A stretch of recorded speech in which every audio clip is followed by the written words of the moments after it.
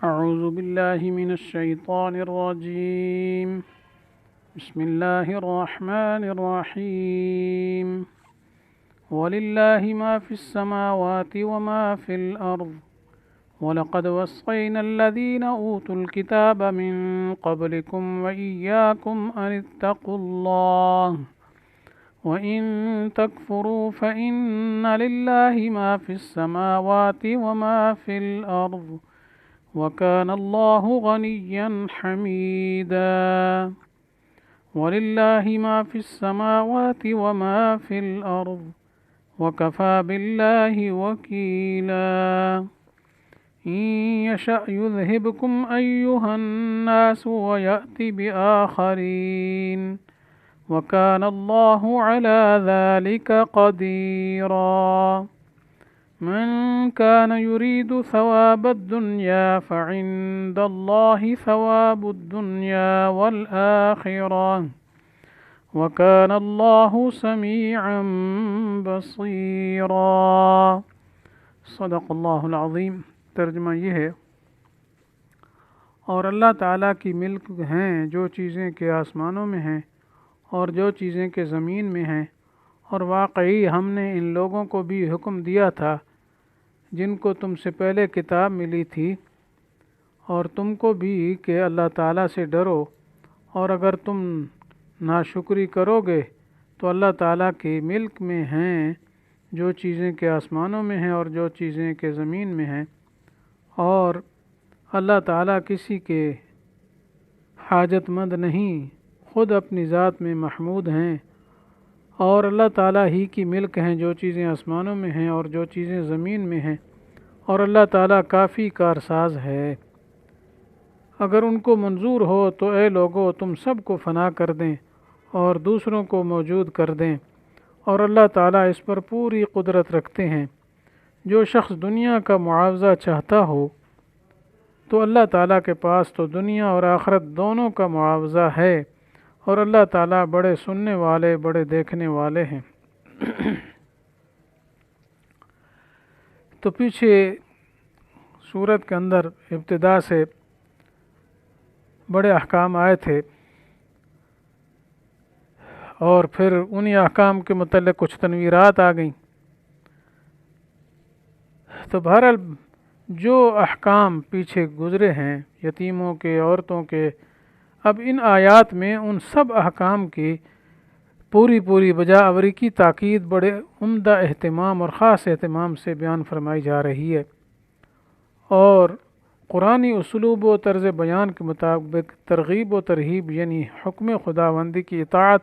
اور اس کے احکام کی مخالفت سے بچنا، اس کی پرزور ہدایت فرمائی جا رہی ہے۔ اور ان آیات میں 5 مضمون بیان فرمائے گئے۔ حقیقتاً یہ ساری آیات جو ابھی پڑھی گئے یہ تخفیف اخروی پر مشتمل ہے، لیکن درمیان میں ترغیب کا مضمون بھی ضمناً آ رہا ہے، تو اصالتاً تو یہ کیا ہے، تخفیف ہے، ڈراوا ہے، اور ساتھ ساتھ دوسرے مضامین بھی ضمناً آ گئے ہیں۔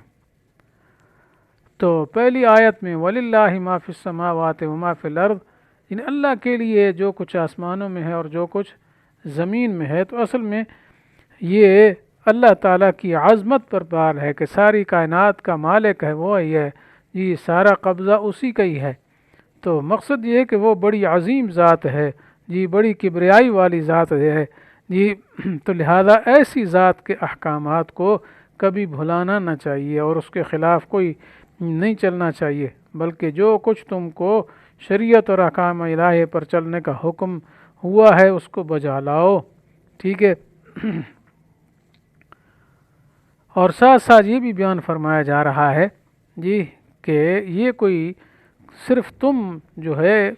مخاطب نہیں ہو احکام کے، بلکہ فرمایا وَلَقَدْ وَصَّيْنَا الَّذِينَ أُوتُوا الْكِتَابَ مِنْ قَبْلِكُمْ، تم سے پہلے بھی ہم نے پہلے شریعتوں میں یہی احکام نازل کیے تھے اس قسم کے، جی کہ تم پہلے نہیں ہو کہ تم ان احکام پر چلنے پر مجبور کیا جا رہا ہے، بلکہ تم کو بھی اور تم سے پہلے اہل کتاب جو ہوئے ان کو بھی خدا سے ڈرنے کا اور احکام الہی پر حکم تاکیدی دیا گیا تھا، جی تو یہ پہلے یہی حکم تھا جی اور یہ بھی فرما دیا من قبلکم و ایاکم ان اتقوا اللہ، تم سے پہلوں کو بھی اور تمہیں بھی یہ سب کو یہی حکم دیا گیا ہے جی کہ اللہ سے ڈرتے رہو جی اور اللہ کے احکام پر چلتے رہو۔ یعنی مقصد یہ ہے کہ خدا ترسی اور تقوی اور پرہیزگاری کا حکم تمام امتوں کو اللہ تعالیٰ نے دیا ہے، اور سب آسمانی کتابوں میں اس کی تاکید فرمائی ہے۔ تو وَإِن تَكْفُرُوا، اگر تم کفر کرو گے، مراد یہ ہے کہ تم ناشکری کرو گے، ناسپاسی کرو گے، یعنی احکام الہیہ کی مخالفت کرو گے اور اللہ کی وصیت اور احکام کو نہ مانو گے، تو خدا تعالیٰ کا کیا بگڑتا ہے؟ اللہ تعالیٰ کے لیے تو کوئی مسئلہ نہیں ہے، ٹھیک ہے، خدا کے لیے کیا ہے؟ کیونکہ اللہ تعالیٰ کی اطاعت کرے ساری زندگی تو اللہ تعالیٰ کی تو سلطنت میں ذرا بھر اضافہ نہیں کر سکتا، اور اگر ساری زندگی کوئی نافرمانی کرے تو اللہ تعالیٰ کی سلطنت میں کوئی ذرا برابر بھی کمی نہیں آتی۔ تو اللہ کا کچھ نہیں بگڑتا، تمہارے تقوی اور اطاعت کی اسے ذرہ برابر بھی محتاجی نہیں ہے، نہ کسی کی نافرمانی سے اس کے شان و شوکت میں فرق آتا ہے۔ کوئی اس کی تعریف کرے نہ کرے، کوئی اس کی حمد و ثنا کرے نہ کرے، وہ تو ہر حال میں حمید ہے۔ حمید کہتے ہیں ستودہ صفات، اس لیے فرمایا وَكَانَ اللَّهُ غَنِيًّا حَمِيدًا، اللہ تعالیٰ بے پرواہ ہے تمہاری نہ کہ اطاعتوں سے اس کو کوئی نفع ہوتا ہے اور نہ تمہاری نافرمانی سے اس کا کوئی نقصان ہوتا ہے۔ حمیدہ محمودہ کے معنی میں، فعیل کے معنی میں، یعنی خود تعریف کیا ہوا ہے جی، اللہ تعالیٰ نے خود اپنی بہت تعریفیں کی ہیں، تو وہ تو ہر حالت میں حمدوں والا ہے، ثنا والا ہے۔ اور اس آیت میں یہ بتایا گیا، اور پھر اس کے بعد اگلی آیت جو آ رہی ہے جی، اس میں بھی پھر مضمون اس طرح شروع ہو رہا ہے وَلِلَّهِ مَا فِي السَّمَاوَاتِ وَمَا فِي الْأَرْضِ وَكَفَى بِاللَّهِ وَكِيلًا۔ تو اس میں بھی یہی ہے کہ اللہ کے لیے سب کچھ ہے، آسمانوں میں ہے، جو کچھ زمینوں میں ہے، یعنی جب وہ ایسے قادر اور مختار ہیں تو اپنے اطاعت گزار بندوں کے لیے وہ اللہ تعالیٰ کارساز ہیں، اس لیے فرمایا وَكَفَى بِاللَّهِ وَكِيلًا۔ تو ان کی کارسازی کو ہوتے ہوئے ان کے فرمانبرداروں کو کوئی ضرر نہیں پہنچا سکتا، تو بس کسی سے ڈرنا نہ چاہیے۔ یعنی مطلب یہ غیر اللہ کا اندیشہ ہی دل سے نکال لیا جائے کہ بعض اوقات احکام میں کوتاہی کا وہ بھی سبب بن جاتا ہے، غیروں کا خوف۔ پھر اگلی آیت میں یہ حکم دیا جی ان یشاء یذہبکم ایھا الناس ویأتی بآخرین وکان ذلک، آگے فرمایا کہ جو اللہ اس پر قادر ہے کہ تمہیں بالکل ختم کر دے اور دوسری جگہ اور اس کی جگہ دوسرے لوگوں کو جو فرمانبردار ہوں اور مطیع ہوں ان کے لے آ، یہ شایذہب کو مگر چاہے تم سب کو لے جائے، ختم کر دے، نیست و نابود کر دے اور دوسرے لوگ لے آئے، ٹھیک ہے، جیسے دوسری ایک آیت میں آیا بھی ہے وَإِن تَتَوَلَّوْا يَسْتَبْدِلْ قَوْمًا غَيْرَكُمْ ثُمَّ لَا يَكُونُوا أَمْثَالَكُمْ، یعنی اگر تم نے اعراض کیا اللہ تعالیٰ کے حکم پر نہ چلے جی تو اللہ تعالیٰ تمہارے علاوہ اور قوم کو بدل دیں گے، پھر وہ تم جیسے نافرمان نہیں ہوں گے، مطلب یہ بڑے فرما بردار ہوں گے۔ تو یہی مراد ہے اس سے بھی کہ تمہیں ختم کر کے تمہاری جگہ دوسرے لوگ مطیع اور فرما بردار پیدا کر دے۔ اگر اس نے ایسا ابھی تک نہیں کیا، یہ تو اس کی عنایت ہے، اس کی رحمت ہے، مہربانی ہے، اور پھر جب وہ اتنا مہربان ہے ہمارے گناہوں کو، ہمارے کرتوتوں کو دیکھ دیکھ کر پھر بھی ختم کر سکتا تھا لیکن ختم نہیں کیا، تو وہ بڑی حلیم ذات ہے، بڑی کریم ذات ہے۔ تو ایسی ذات کی اطاعت کیوں نہیں کرتے ہو؟ اس سے سرکشی کر کے اس کا کیا بگاڑو گے؟ اپنا ہی نقصان کرو گے نا۔ تو اس وجہ سے تمہیں احتیاط کرنی چاہیے۔ تو گویا ڈرایا بھی جا رہا ہے، ساتھ ساتھ ترغیب بھی دی جا رہی ہے، اللہ کی رحمت و حلم بھی ان کو یاد دلایا جا رہا ہے کہ کسی طریقے سے راہ راست پہ یہ آ جائیں۔ تو اللہ کو تو ساری قدرت تھی، لیکن اس کے باوجود اللہ تعالیٰ نے کیا ہے ہمیں موقع دیا ہوا ہے سوچنے کا، سب کچھ کرنے کا۔ آگے فرمایا من کان یرید ثواب الدنیا فعند اللہ ثواب الدنیا والآخرہ۔ تو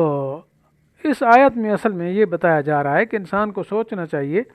جی کہ کاموں کا اصل ثمرہ آخرت میں ملنے والا ہے، خاص کر دین کے کام جتنے بھی ہیں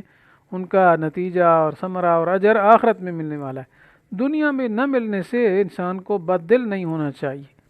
بلکہ اللہ تعالیٰ کے پاس یعنی ان کی قدرت میں تو دنیا اور آخرت دونوں کا خزانہ موجود ہے، دونوں کا معاوضہ موجود ہے، تو جب ادنا اور اعلیٰ دونوں پر اس کی قدرت ہے تو اعلیٰ چیز ہی کیوں نہ مانگی جائے۔ اور اللہ تعالیٰ بڑے سننے والے اور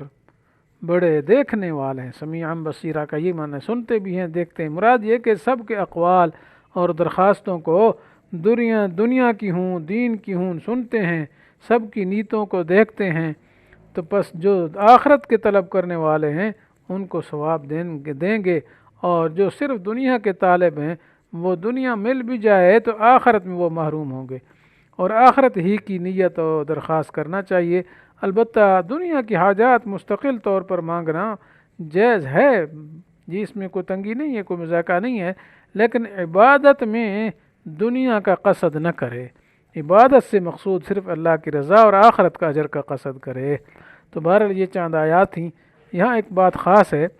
کہ ان آیات میں بار بار آ رہا ہے للہ ما فی السماوات و ما فی الارض، یعنی 3 مرتبہ یہ جملہ آیا ہے، اور ہر مرتبہ جو مقصود اور مفہوم جدا ہے۔ تو پہلی دفعہ اللہ تعالیٰ کی وسعت جود و کرم اور کیا کشائش کی دلیل بیان کرنا مقصود ہے کہ اللہ تعالیٰ کے یہاں کسی چیز کی کمی نہیں، وہ تو خزانوں کا مالک ہے، زمین و آسمانوں کا مالک ہے، اس کے اندر کی چیزوں کا مالک ہے۔ اور دوسری بار جو آیا ہے اس میں اپنی بے نیازی اور بے پرواہی کی دلیل بیان کرنا مقصود ہے،